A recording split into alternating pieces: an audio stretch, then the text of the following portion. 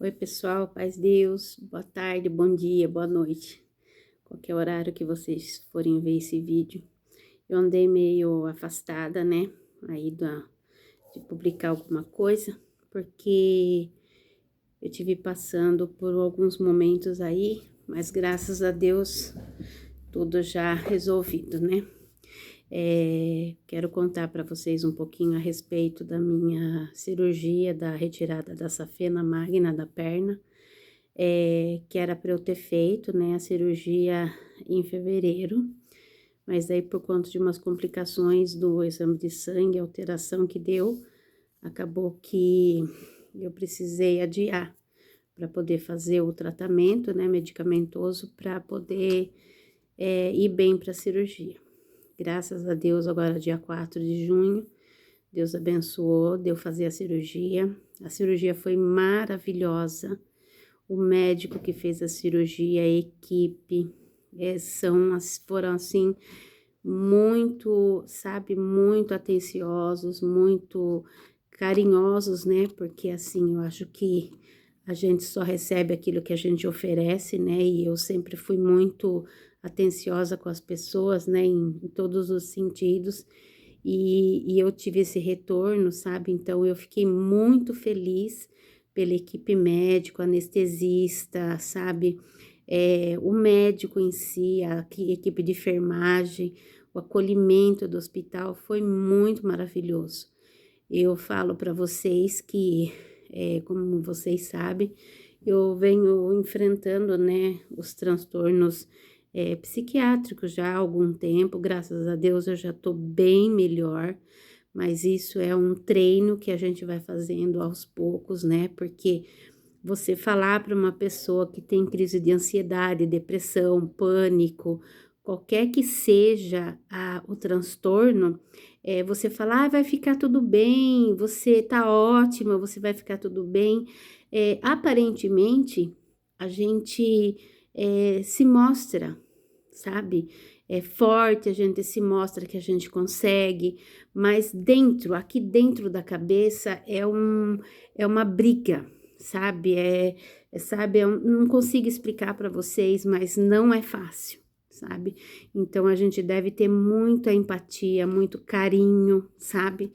Muito acolhimento com as pessoas que vivenciam, estão vivendo essa situação.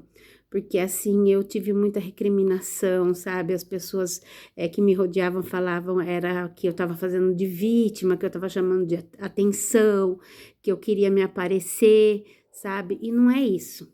A pessoa, quando tem esse tipo de transtorno, é complicado. A gente tem visto aí, muitos tiram a vida, porque assim, eu falo com propriedade, tá bom, sobre isso, porque há alguns anos atrás eu tentei contra a própria vida, mas Deus foi muito misericordioso comigo e me fez entender que aquela dor não era a morte que ia tirar, né? Que eu ia ter que lutar com ela, contra ela, para eu poder superar como eu tenho superado ao longo desses anos. Eu passei por muitos processos, desde a morte do meu irmão, do Gesrel, né? Eu vivenciei muitas coisas doloridas, eu passei por muita coisa, então a gente vai mostrando que a gente é forte, a gente tenta fazer com que a gente vai sempre arrumando coisas para fazer, uma coisa ou outra, vai tentando se sobreviver, sabe? É uma sobrevivência. Você não vive por si, é uma sobrevivência. Porque assim, eu tentava achar nas pessoas, quanto mais eu fazia, mais eu queria fazer, quanto mais eu agradava, mais eu queria agradar, mas assim, sabe, quem tem o transtorno, é, não é fácil, não é fácil. Eu falo com propriedade porque a gente tem tempos de melhoras, a gente, né, melhora, a gente tem, assim, os quadros que a gente tá super feliz, tem quadros que a gente, sabe, cai num abismo profundo que você não enxerga luz no fim do túnel, sabe? Então, assim, eu falo com propriedade porque eu vivencio isso ainda. Eu tomava muito medicamento logo lá no começo, tomava muito, sabe? O doutor, assim, medicou muito. Então, assim, agora eu já tô no desmame. Eu agradeço a Deus e ao doutor Luiz Lippe, que, sabe, tem acompanhado eu nesses longos anos de tratamento na psiquiatria.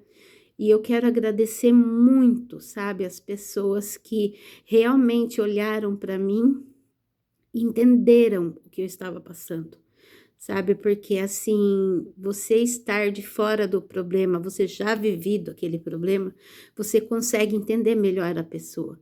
Então a pessoa não quer que você fale, ai, coitadinha, ai, que dó, puxa vida, ai, por que que ela tá assim? Muitas vezes até mesmo meu marido falava, amor, mas por que que você tá em crise? Porque você tem tudo. A gente tem uma casa boa, a gente tem carro, a gente tem um salário, a gente tem nossas filhas. Por que que você tá assim? Então, não tem um porquê da gente dar um porquê que a gente entrava em crise. Muitas vezes eu tive crises assim alucinantes, sabe? Crise de senso de perseguição, nossa, não consigo explicar para vocês, mas assim, eu tive muitos momentos de surtos e não tinha ninguém para segurar na minha mão. Eu me refugiava colocando meu véu e clamando a Deus e falando: Senhor, tu é o meu consolador, tu é o que vai me dar a mão e vai me ajudar a eu atravessar esse momento escuro. Então, pessoal, é assim, a gente tem que, assim, a pessoa quando tá na crise, é, ela não quer que você fale, viu, você já tá bem, você melhorou, você vai ficar bem, sabe? Não precisa disso. A única coisa que a gente quer é que alguém sente do seu lado ou fale para você, olha, eu tô aqui, viu? Eu tô aqui. Porque assim, quanto mais as pessoas falavam para mim, ai, vai passar, você vai ficar bem, você vai ficar ótima, você vai melhorar, mais crise eu tinha. Então, hoje eu às vezes vejo algumas situações, algumas pessoas passando por isso. Eu simplesmente chego e falo, olha, eu tô aqui, tá? Quiser chorar, eu tô aqui. Então, assim, sabe? Porque você falar que vai ficar tudo bem, gente, nunca vai ficar bem. Porque quem tem esses tipos de crises, não tá bem nunca, sabe? E as pessoas acham assim, ai, tá bem, né? Não tá mais em surto, não tá mais em crise, tá bem. Não, mas é uma guerra constante. É uma briga aqui dentro da cabeça da gente constante. Então, assim, ah, vai ficar bem, tá? A gente faz por onde de tentar agradar as pessoas que a gente vai ficar bem. E às vezes eu me isolei. Nesses últimos anos, eu me isolei de pessoas, eu me isolei de, sabe, de conversas.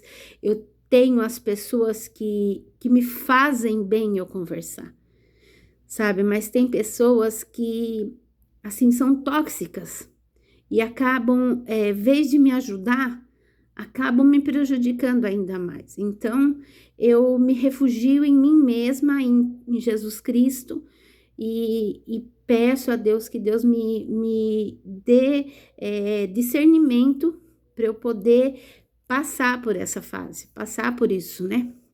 Porque assim, a dor que não sangra, que a pessoa não vê sangrando, não tá doendo, né? E é uma dor insuportável para quem passa. E eu falo com propriedade, porque as pessoas achavam assim que o acolhimento, ai, nossa, vai ficar bem, você, né, assim, é frescura, né? Por que que você tá assim? Mas assim, quem passa, passa segurando na mão do Criador para poder vencer. A gente tem visto aí, eu tenho visto no Face, no Instagram, muitas pessoas, muitos jovens, sabe, tirando a própria vida, sabe? Mas não é que a pessoa quer tirar a própria vida. A pessoa quer tirar essa dor insuportável que sente, sabe? Então, eu senti muito medo, sabe, de tudo. Da minha primeira cirurgia, quando foi marcado para o dia 12 de fevereiro, eu tinha preparado meu psicológico para eu fazer a cirurgia. Então eu estava super bem, eu fui para o hospital super bem, meus pais me acompanharam, meu esposo estava comigo. Eu fui super bem, sabe? Eu estava ótima, sabe? Eu não tinha tido crise porque eu tinha trabalhado o meu psicológico para eu poder fazer a cirurgia e ficar bem. Mas assim, o tempo inteiro era aquela guerra, eu vou morrer, eu vou morrer, eu vou morrer, e assim, sabe? E você fica com aquilo na cabeça, porque você fica insegura. Daí eu comecei a trabalhar isso ao longo do tempo até chegar no dia da cirurgia. Eu falei, viu, mas por que que eu vou morrer? Morrer deve ser bom, porque eu tinha tentado contra a minha vida. Então, se eu morrer na cirurgia, tudo bem, né? Pelo menos eu vou com Cristo, porque eu não me entreguei à dor, né? Então, eu consegui trabalhar esse psicológico meu, né? E fui para a cirurgia, fui super bem. Só que daí, quando eu cheguei, que eu tive que voltar para poder fazer o tratamento com os medicamentos antibióticos para eu sanar com a bactéria que estava no meu organismo, eu já comecei, gente, já comecei a desencadear uma crise atrás da outra, sabe, um desespero atrás do outro. Eu não deixava transparecer para o meu esposo e as minhas filhas, sabe, assim, mas eu vivia num constante medo, sabe? Então eu vivia falando para eles, olha, se eu morrer vai acontecer assim, assim, vocês fazem assim, assim, eu quero assim, assim. Então meu marido muitas vezes brigava comigo, ele falava, para de falar assim, para de fazer assim, você tá deixando as meninas nervosas. Mas assim, a morte é a única coisa, a única certeza que a gente tem nessa vida. A única certeza. Porque enquanto você tá vivo, se você tem conta para pagar, se tem conta atrasada, se você tem alguma coisa para fazer, você tem vida, você vai dar conta. Você consegue chegar lá, entendeu? Agora, no meu caso, eu tinha certeza que eu ia morrer, porque o meu pânico estava tão grande, desesperador. Só que eu não deixava transparecer para eles. Enquanto eles iam trabalhar, iam para a escola, eu ficava sozinha. Eu conversava muito com Deus, eu falava, Senhor, tenha misericórdia de mim, tira isso da minha mente, eu sei que eu tenho a sua segurança na minha vida, e eu sei que o dia que eu tiver que ir contigo, tu vai me levar e eu vou estar preparada, mas eu tô com esse desespero, eu não consigo, Senhor, não consigo sozinha, então constantemente eu ficava pedindo para Deus ter misericórdia e me ajudar a eu atravessar essa turbulência que eu vivi. Então foi de fevereiro até o dia 4 de junho. Foi assim uma tortura para mim, na minha mente. Eu me torturava todos os dias. Aí eu até falei com as minhas filhas, sabe, a respeito de se Deus me levasse, se eu não conseguisse, se eu ficasse inválida, qualquer coisa que acontecesse comigo, o jeito que era para elas resolver, que era para elas fazer. Mas assim, gente, é desesperador. Mas hoje eu tô aqui para gravar esse vídeo, para contar isso para vocês, que eu fiquei assim maravilhada, porque no dia que eu fui, meu esposo acompanhou eu, né? Cheguei lá no hospital. Eu tava bem, mas eu tava internamente num debate imenso, imenso. Sabe? Eu não queria que ele ficasse comigo, eu queria ficar sozinha, eu queria estar sozinha. Aí ele até falou para mim: "Nossa, né, eu vim aqui e você tá assim nervosa". A minha filha também, a Chelsea, falou: "Mãe, o pai tá dedicando de ficar com você e a senhora tá desprezando ele". Não é, gente, era uma guerra que eu queria ficar sozinha. Eu queria aquele momento só meu, porque se eu fosse, eu tava sozinha. Mas aí eu ficava com aquela guerra, como que vai ser, como que a Milena vai fazer, como que o Edilson vai fazer, e eu fiquei naquela guerra muito grande. Mas louvo a Deus, né, que tudo correu bem, que tudo foi maravilhoso. tô na recuperação, tô com bastante dor ainda, porque tirou a safena desde a virilha até lá embaixo nos pés, no pé, né? Era para eu ter feito a cirurgia das duas pernas, só que o médico, ele falou, olha, dona Rose, como a senhora tá nesse processo inflamatório, então a gente vai fazer uma primeiro, e daí depois a gente marca para fazer a outra. Então, gente, eu agradeço a Deus, porque a guerra na minha cabeça foi muito grande, porque eu ficava assim, sabe, aquelas vozes falando, você não vai chegar a 51 anos, você vai morrer, vai acontecer isso, você vai ficar inválida, o seu aneurisma vai romper, você vai morrer, sabe? Então eu fiquei, sabe, com muito medo mesmo, mas eu agradeço a Deus que eu passei, né? Fiz a cirurgia, glória a Deus que deu tudo certo, né? Completei 51 anos agora, dia 23, uma bênção na minha vida, porque quando eu acordei de manhã e eu levantei, eu falei, Senhor, glória a Deus por esse dia, glória a Deus por esse dia. E eu só agradecia, gente, só agradecia a Deus, sabe, por eu ter chegado aos 51 anos, sabe? Então eu tô muito feliz, muito grata a Deus, porque é uma vitória, né? Porque eu encerrei um ciclo, né? Eu fechei uma idade. E agora 51 para adiante, né? Então eu só tenho a agradecer a Deus por todas as bênçãos que o Senhor Deus tem feito na minha vida. Não tenho palavra para agradecer a Deus pelo meu esposo, minhas filhas, meu genro, minha neta, que, sabe, estão aqui, sabe, ali o suporte para mim, me ajudando, me auxiliando, né? Então, eu só tenho a agradecer a Deus, só agradecer a Deus. Agradeço a Deus por tudo que Ele tem feito na minha vida, por tudo. Mesmo com o medo, com a insegurança, eu consegui atravessar. Não digo que eu vou ficar 100%, porque a depressão, o pânico, os transtornos, eles são como uma diabetes, uma pressão alta, né? Só que isso você verifica e você medica. E no caso da depressão e da ansiedade, você não consegue tratar a causa se você não tiver um acompanhamento psicológico.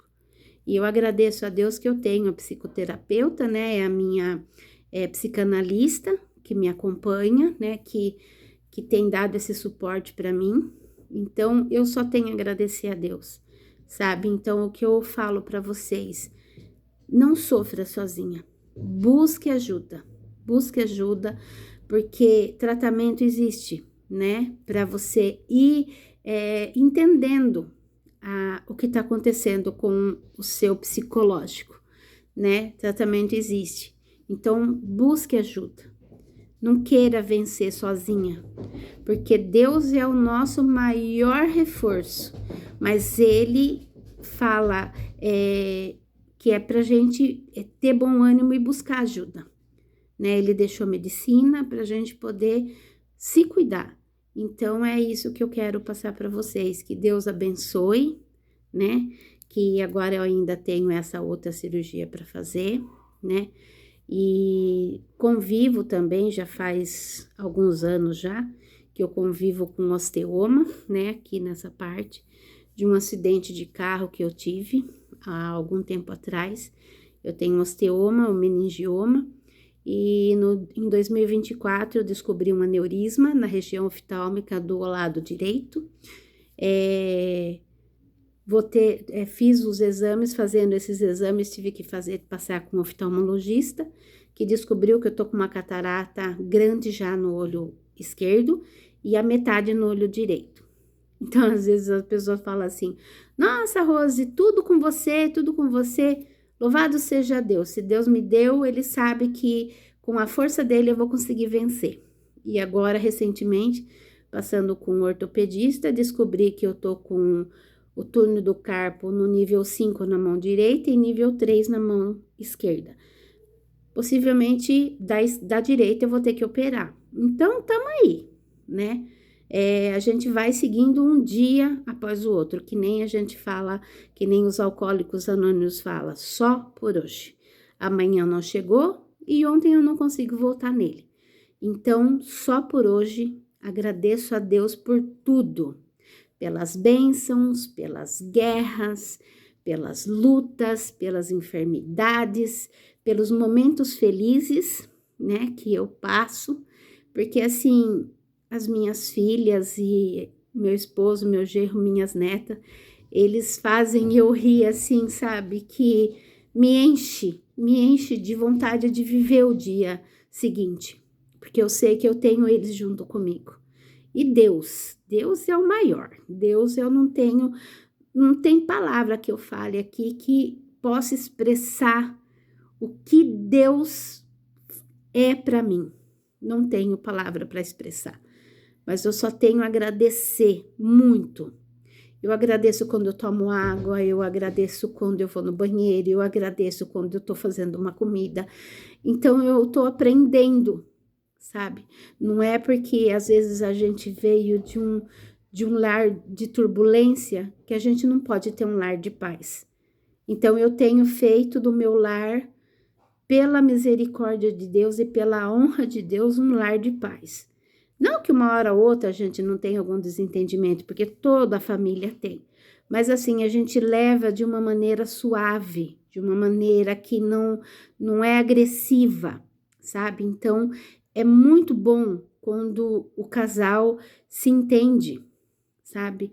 E eu tô num casamento há 23 anos, então, sabe, a gente tem aprendido muito, eu com meu esposo e as nossas filhas, né? Então, a gente é um dia após o outro. Então, por hoje, eu agradeço a Deus por tudo, por esses 51 anos que Ele me deu graça de chegar, de enfrentar todas as batalhas que eu enfrentei e eu cheguei até aqui. Então, eu só tenho a agradecer a Deus.